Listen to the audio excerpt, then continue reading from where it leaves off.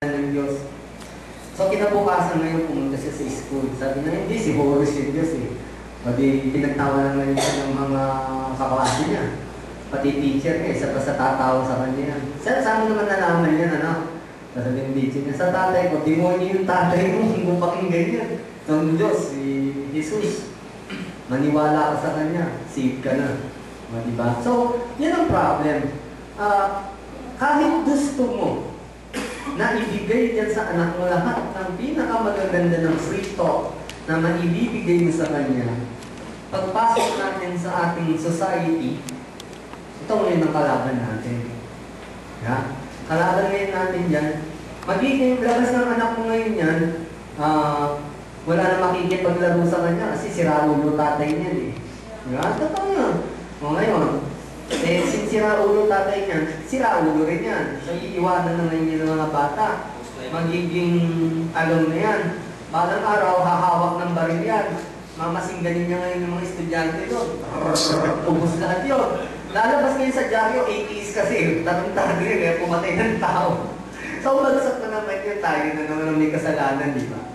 So yun eh, that's the reality of life.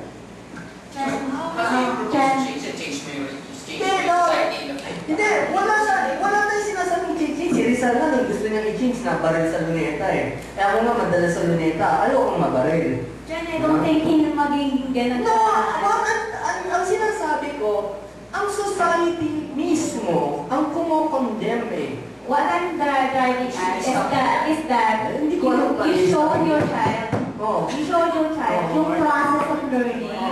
Bigyan mo siya ng value, hindi i-dictate mo sa kanya na atheist ka lang. No, hindi natin i-dictate. Sabi ko nga, tinuro mo lahat ng 300 names ng gods eh. Sinabi ko wala yan, you will not teach that on a 7-year-old child. Order. What I'm telling you is ginagawa ko siya.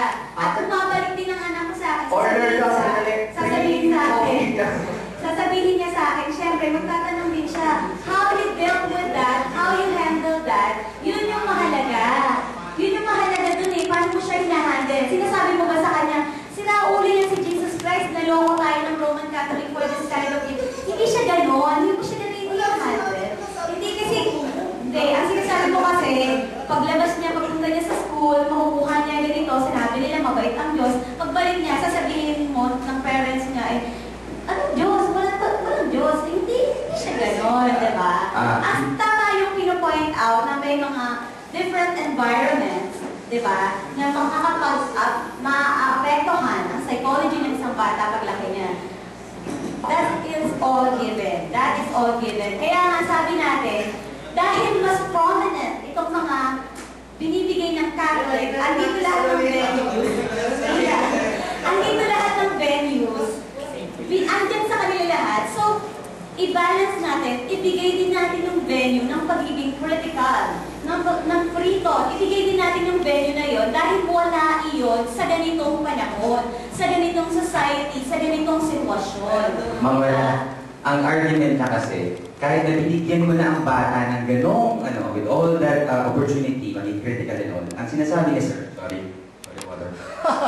Ang society mo, ganun pa rin, status quo. So, ang point ko nga actually, diba sa question na, should we stick to it? Should we stop at it? Dahil ganun ang society natin. Yung sinasabi nga actually is one step forward. Yun yung kanina ko pa siya, yun yung sinasabi kanina, yung ganung environment na ino-open niya sa anak niya, it's actually one step forward. Yung magiging anak niya, yung magiging mga kilala na niya, pwede niyang ikalat yung ganung idea. Yung idea ng pay it forward, alam mo yun, a good deed, or a good thought, or a good idea, pag present mo siya ng maayos, okay siya eh. Actually, ganun din yan eh. Christianism, it was very sound during that time. Kaya siya nag-prosper. Kaya ganun na basically yung idea. If we stop with the idea na, kasi ganun ang society natin, di, parang bakit natin ginagawa ito ngayon dito? The idea na sasabihin mo na Jesus Christ is not the Lord and Savior, hindi na good stop you automatically. So I cannot It's an analogy. I cannot compare that analogy. That is a false analogy. Hindi ganun. Siguro, for my point, we do what we can do with our kids. And ganun na lang siguro, if wala season, it best fits the learning environment.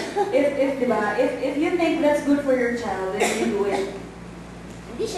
At saka, unbreaking the constant of family kasi rin.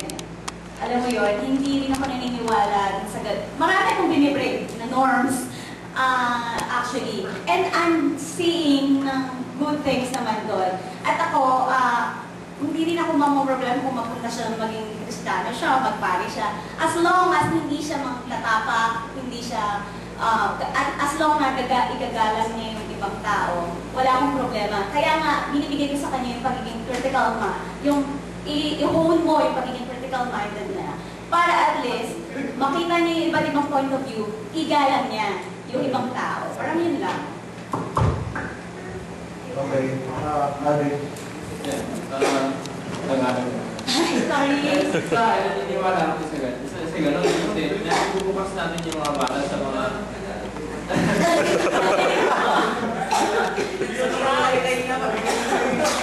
Yung pali. Pwede rin gusto. Hindi, ito yun. Anyway, gusto ko yung... Para sa akin, sa experience ko na gusto ko yung ibinubukas sa mga bata, sa mga iba't ibang klase ng paniniwala. Pero hindi mo sila sabihin na ay sila si Kristo, hindi ako naniniwala doon kasi ganyan. Sabihin mo na, may mga tao na naniniwala dito, may mga tao na naniniwala sa ganyan. Hindi natin kung ano dyan. Basta ito yung paniniwala ko, bahala ka kung ano paniniwalaan mo sa hinaharap. Kung gusto parang mali ka agad to, mali ka agad yan. Ano yung mga Hayaan mo siyang hayaan na siya. Sabi ka rin sa Matalastan, expose. Nido ba yan? Para sa gato siya. Nido ba yan? Explore. Experience. Let them grow.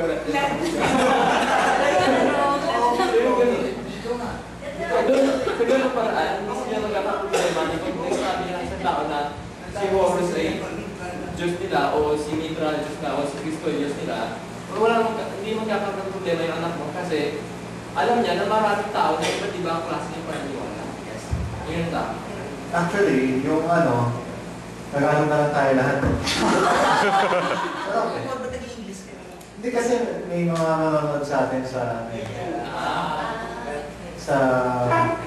subtitles na lang sa bigyan natin ng subtitles. So anyway, tingin ko nasa distinction din ng pagiging free thinker eh.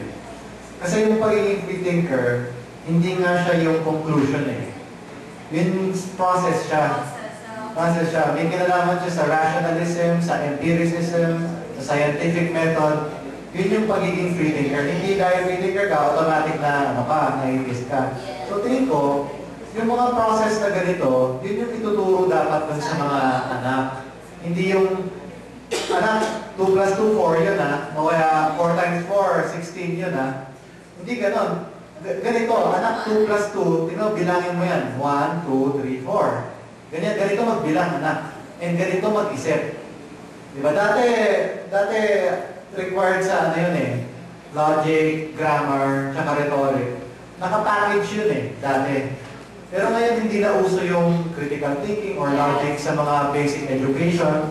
Natingin ko talagang sa parents kailangan manggaling. Ngayon, masanay tayo sa shortcut yung answer na agad, pero hindi tayo marunong mag-derive. Yung pag-derive yung importanteng ituro dun sa mga anak. Ngayon, yung issue naman sa religion kasi, pipili ka kung ano yung ituturo mo sa kanya.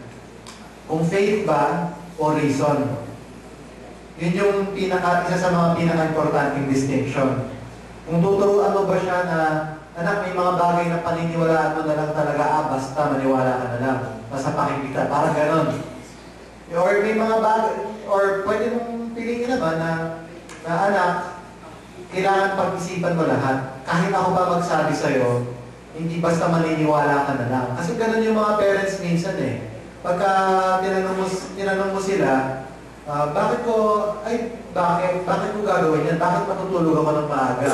Ang common na sagot, dahil pagod si daddy, gusto pang manood ng TV, basta maniwala ka na lang. Ganon. Kung hindi, wala kang laruan, etc. So mahirap magturo ng free thought, lalo na sa bata. Kasi napaka-inquisitive niyan eh. Lahat itatanong talaga sa'yo eh.